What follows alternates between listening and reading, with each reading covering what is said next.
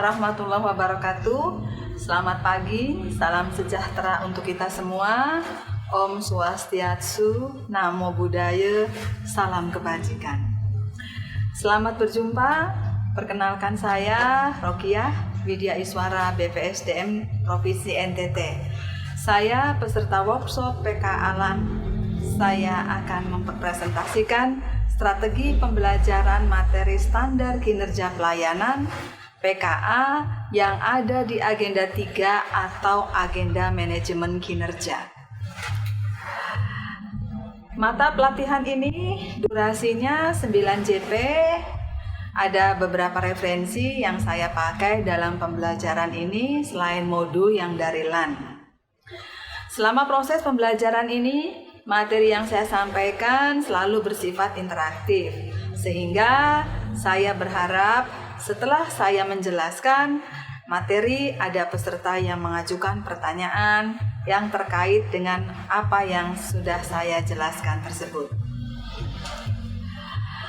Pembelajaran ini saya bagi menjadi 3 tahapan. Tahapan pertama yaitu pendahuluan, tahapan kedua yaitu pemaparan materi, dan tahapan ketiga yaitu penutup. Tahapan pembukaan. Pada tahapan ini saya akan memperkenalkan diri saya. Kemudian saya juga akan menyapa dengan sapaan "Apa kabar?" dengan menggunakan bahasa daerah masing-masing peserta. Karena NTT ini kaya akan bahasa daerah, sehingga setiap kabupaten mempunyai bahasa daerah yang berbeda-beda.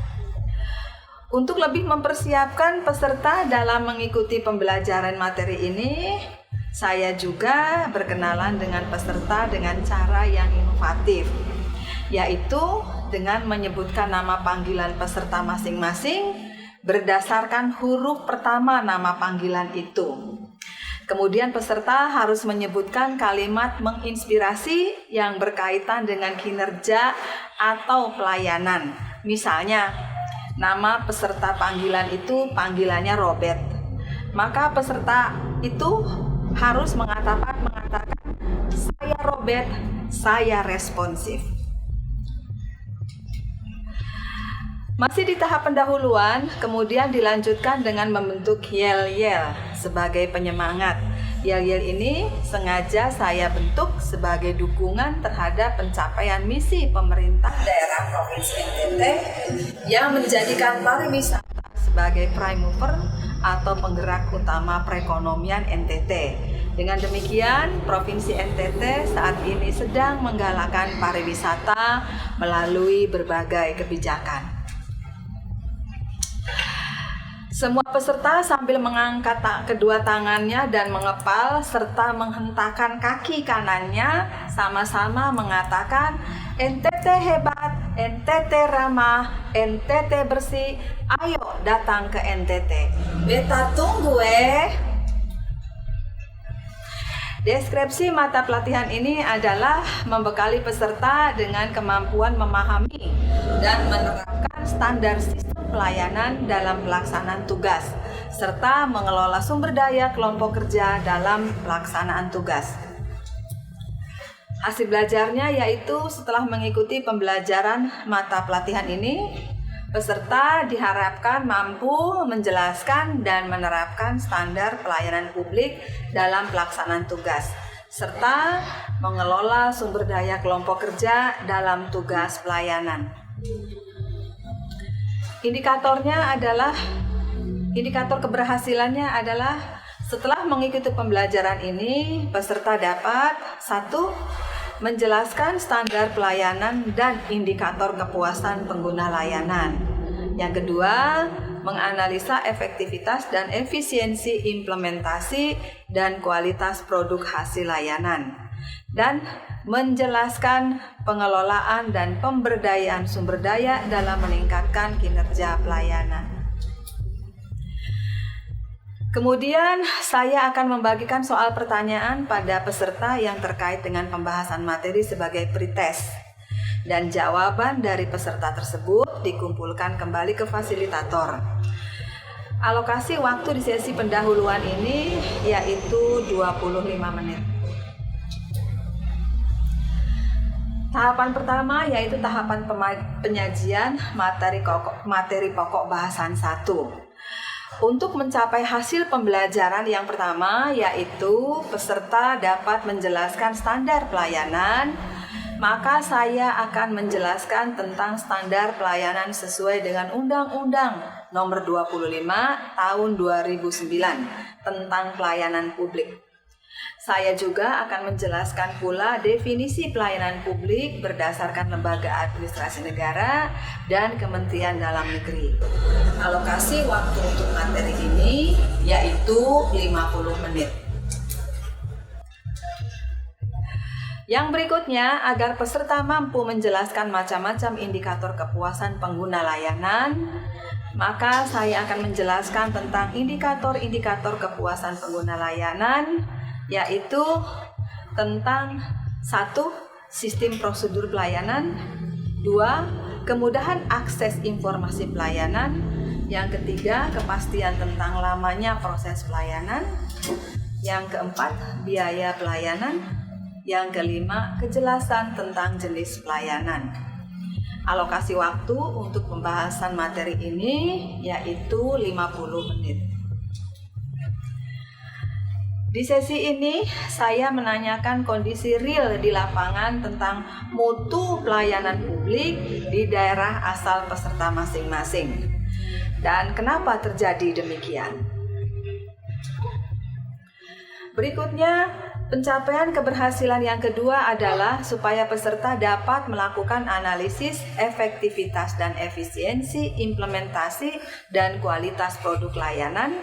Maka saya akan menjelaskan dan melakukan analisis efektivitas dan efisiensi dengan menggunakan analisis SWOT. Metode ini digunakan untuk mengidentifikasi kekuatan, kelemahan, peluang, dan ancaman pada organisasi yang berdasarkan pada masalah internal dan eksternal organisasi untuk menghasilkan suatu strategi dalam mencapai solusi dan pengambilan keputusan dari permasalahan organisasi. Dilanjutkan dengan peserta melakukan praktek analisis SWOT. Saya membaginya menjadi 4 kelompok dengan soal permasalahan pelayanan yang berbeda pada setiap kelompoknya.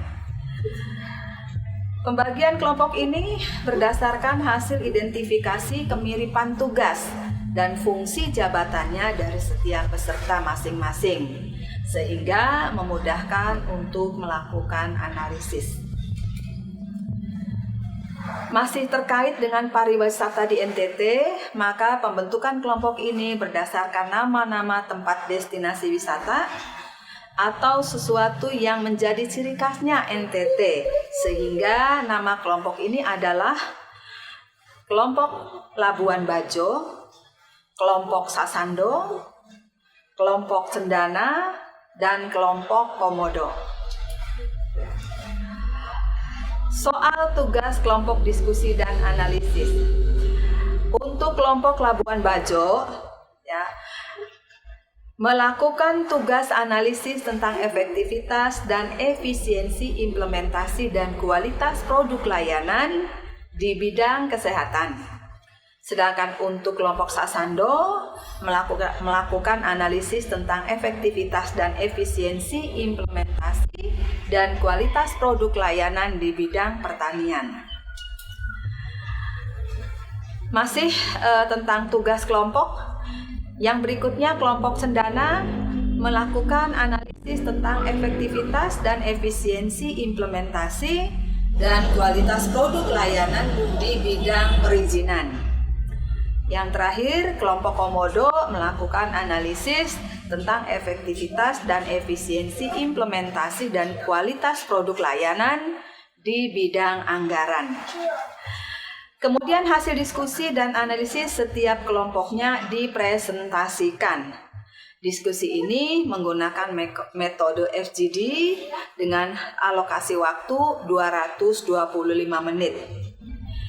Di sesi ini juga waktunya terpotong karena waktu isoma, sehingga diskusi dilanjutkan setelah isoma.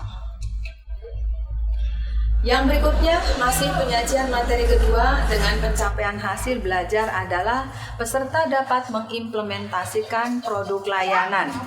Di pembahasan ini saya menjelaskan peraturan pemerintah nomor 96 tahun 2012 tentang pelaksanaan Undang-Undang nomor 25 tahun 2009 tentang pelayanan publik.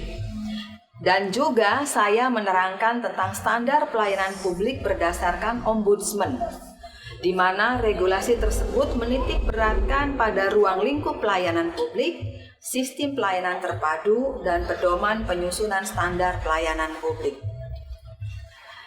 Ulangi, penyajian materi yang ketiga, yang pencapaian hasil belajarnya adalah peserta dapat menjelaskan pengelolaan dan pemberdayaan sumber daya dalam peningkatan kinerja pelayanan.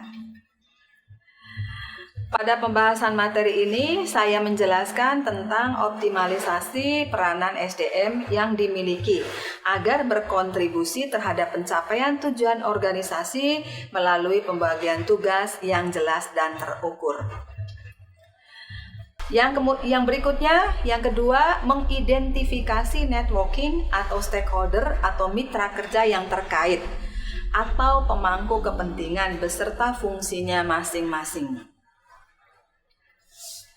Yang berikutnya, untuk peserta dapat menjelaskan pengelolaan sumber daya dan peningkatan kinerja pelayanan, saya akan menjelaskan tentang penggunaan sarana dan media pelayanan. Masih di pembahasan materi yang ketiga, yang indikatornya keberhasilannya adalah peserta dapat menjelaskan tentang pemberdayaan sumber daya dan dalam meningkatkan kinerja pelayanan, maka pada sesi ini saya akan melakukan brainstorming atau curah pendapat antar peserta. Dan fasilitator meminta 4 orang sebagai perwakilan dari 4 kelompok tersebut untuk maju ke depan dan menyampaikan pengalaman-pengalamannya serta pemikiran-pemikirannya terkait dengan materi ini. Pada pembahasan materi ini, alokasi waktunya yaitu 130 menit. Yang berikutnya, sampailah kita pada tahapan pembelajaran yang ketiga, yaitu penutupan. Di sesi ini, saya membuat rangkuman bersama peserta dan menyampaikan quote yang berkaitan dengan filosofi bekerja. Ini filosofinya dari Ibu Susi Pujiastuti, mantan Menteri Perikanan dan Kelautan Indonesia. Yang berikutnya, melakukan evaluasi pembelajaran dengan cara menanyakan dan mencocokkan kembali jawaban pertanyaan antara pertanyaan sebelum melakukan pembelajaran dengan setelah melakukan pembelajaran. Yang kemudian meminta umpan balik kepada peserta dan menutup materi ini dengan salam. Demikian pemaparan dari saya. Terima kasih.